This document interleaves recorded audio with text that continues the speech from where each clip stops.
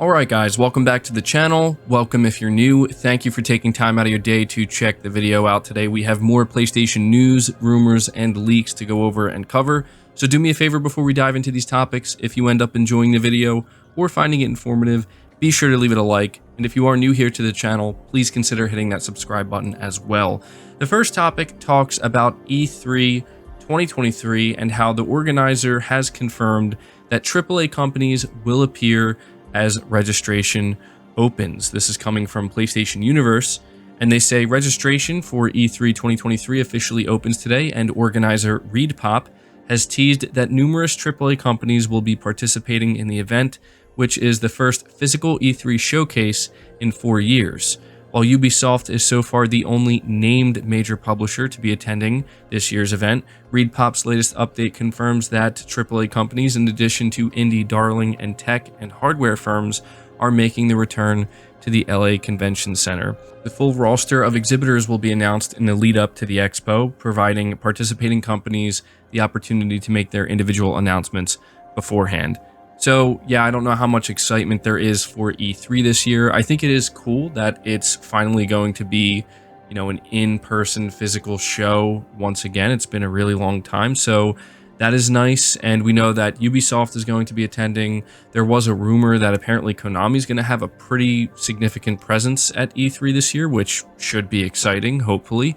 But yeah, you know, it'll be interesting to see who else is going to be participating. It's safe to say that Sony won't be. So, you know, outside of Sony and Nintendo and Microsoft, who else do you hope to see attending E3 2023? Moving on to the next topic, though, the recently demoed Suicide Squad Kill the Justice League is apparently being delayed once again. This is being reported by Jason Schreier, and on Twitter he says, "News, Warner Bros. And Rocksteady have delayed Suicide Squad Kill the Justice League once again from May to later this year. According to a person familiar, a showcase of the game during a PlayStation stream last month was poorly received by fans." He continues by saying this delay also moves the game out of a crowded release window that currently includes a new Zelda, Diablo, and Final Fantasy games. For what it's worth, a delay like this is mainly for polish, not to overhaul the core gameplay that caused the backlash. Suicide Squad started off as a game as a service and will remain one, short of a complete reboot, which would require a much longer delay. And so that's what's interesting about this is, you know, there are multiple reports and multiple headlines that are insinuating that the reason for the delay is due to, you know, the poor reception that the game received, and that could be a part of it. But you know what Jason is pointing out here to me is fairly obvious. You know, you're not going to see a complete reboot of the game. They're not going to be able to change the core gameplay and mechanics and design. That's all set in stone. They could tweak a couple of things for sure, especially if they're delaying it to, like, you know, much later this year. They can definitely make certain adjustments that could help the game, you know, just maybe look better in some ways, look more appealing.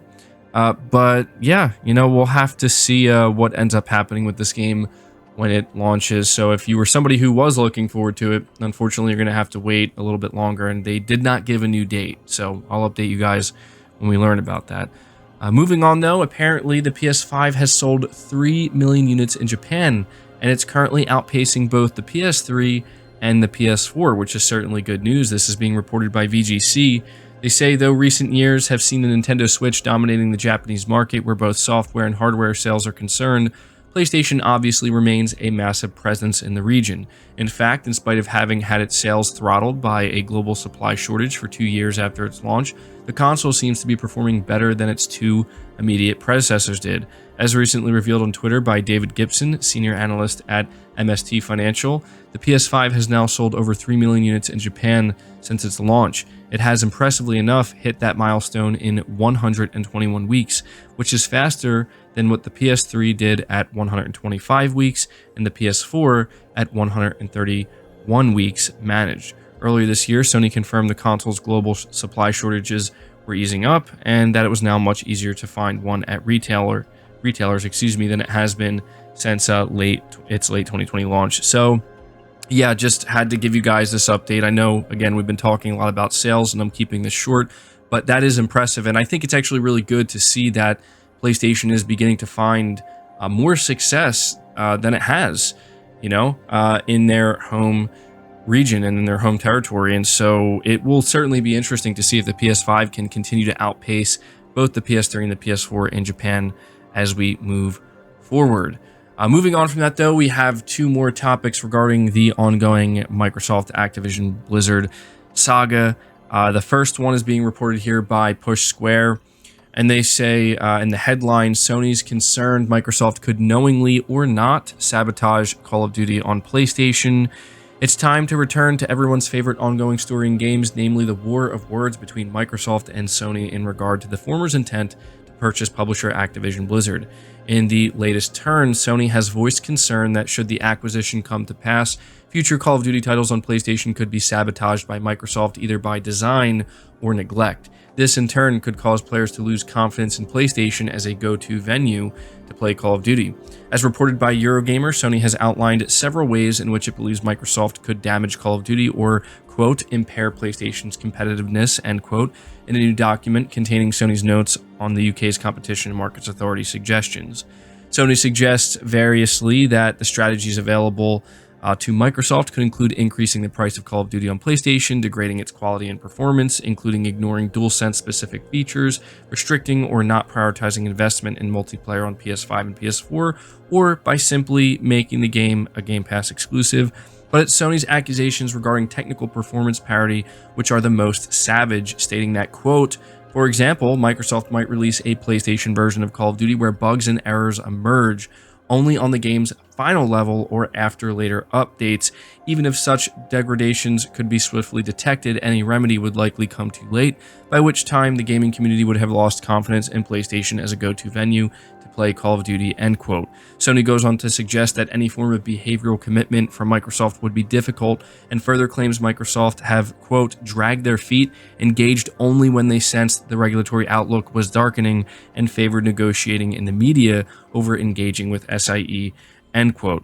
Microsoft responded to Sony's accusations in a statement provided to Eurogamer, quote, since the CMA issued its provisional findings, we have offered solutions which address its concerns and increase the deal's benefit to UK players and game developers. These include a guarantee of parity between Xbox and PlayStation on access to Call of Duty and legally binding commitments to ensure that Call of Duty is available to at least 150 million more players on other consoles and cloud streaming platforms once the deal closes. The decision now lies with the CMA on whether it will block this deal and protect Sony, the dominant market leader, or consider solutions to make more games available to more players, end quote. So yeah, quite a bit to take in there, but yeah, right now Sony is kind of getting clowned across the internet for this because in the eyes of a lot of people, it sounds ridiculous that Microsoft would ever consider doing something like this. And some people are actually going as far as to claim that the reason why Sony is putting this out is because this is something that maybe Sony would consider doing if the roles were reversed here. And so,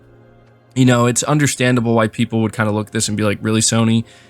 This seems like you're getting a bit desperate here. And I'll be honest, it does seem like Sony is reaching a point of desperation with this simply because, you know, we're beginning to hear that maybe the EU is going to let this go through, and what we're about to cover next makes it crystal clear what Sony's intent is here. Not that it should be a surprise, but generally speaking, you know, it's kind of just the same thing we've been hearing and what we've been talking about when it comes to this entire situation. And it's as simple as Sony will say whatever they need to say to try to influence the regulators to block this deal, just as Microsoft will say whatever needs to be said, regardless of how it makes them look, and they will do whatever they need to do, regardless of how it makes them look, to try to sway these regulators. And so the most important thing I think to pay attention to with this is that Sony is not relenting. And regardless of what people on the internet are saying and people's opinions, you know,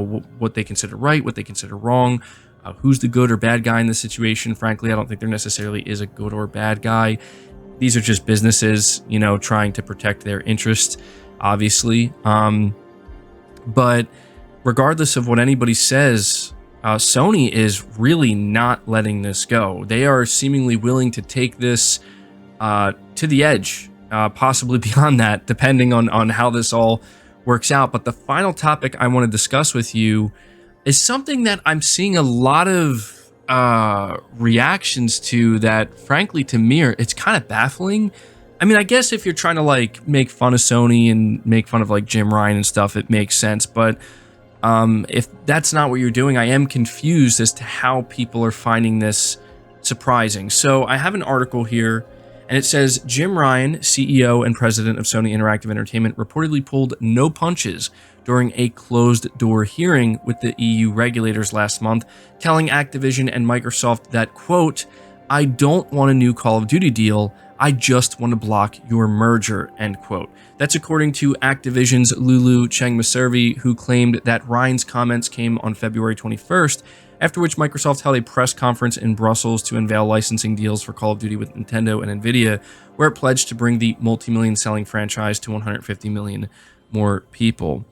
So yeah, again, this is something that is coming out. It's kind of a he said, she said situation. We have Activision's executive here, Lulu Cheng-Maservi, coming out and clearly intentionally trying to frame this as if it's like, can you believe Jim Ryan said this? And I'm just over here being like, absolutely, yes, I can believe he said this. I don't know why people are acting like this is some kind of like, oh man, I can't believe he actually said that moment, when in reality, it's like, has Sony not made it abundantly clear since the start that their intention is to block this deal? They do not want to negotiate with Microsoft. They don't want to sign a deal, you know, that they construct. They want it to get blocked. I do not understand why people are acting so shocked about this. Maybe the shock comes in the form of like, there are people who believe that there's no possible way that Sony could manage to get this blocked, and so it just maybe is a dumb thing for Jim Ryan to say. But at this point in time, look, I don't know whether it's going to get blocked or if it's going to go through, and frankly, at this point, considering how dragged out it is, I don't know that I even care. But you know, to me, this is just Jim Ryan being straight up like, Microsoft, I don't want to sign a contract. You know, I don't want to deal. I don't want anything. I just want to block it. I just want it to get blocked. That's what Sony wants. That's what we want. And I feel like, to be honest, I feel like Sony couldn't be any more clear. You know what I mean? Like, I didn't need to know that this is something Jim Ryan said to know that clearly Sony wants this deal blocked. They're not signing anything. So pretty interesting. But you know, it is what it is. The situation just continues to go on and on and on. So at this point, I will ask you guys to leave your thoughts down in the comments below. Leave the video a like if you enjoyed it or found it informative. Subscribe if you're new. Hit the bell notification icon, and feel free to share this video out on top of all that. But until next time, guys, take care.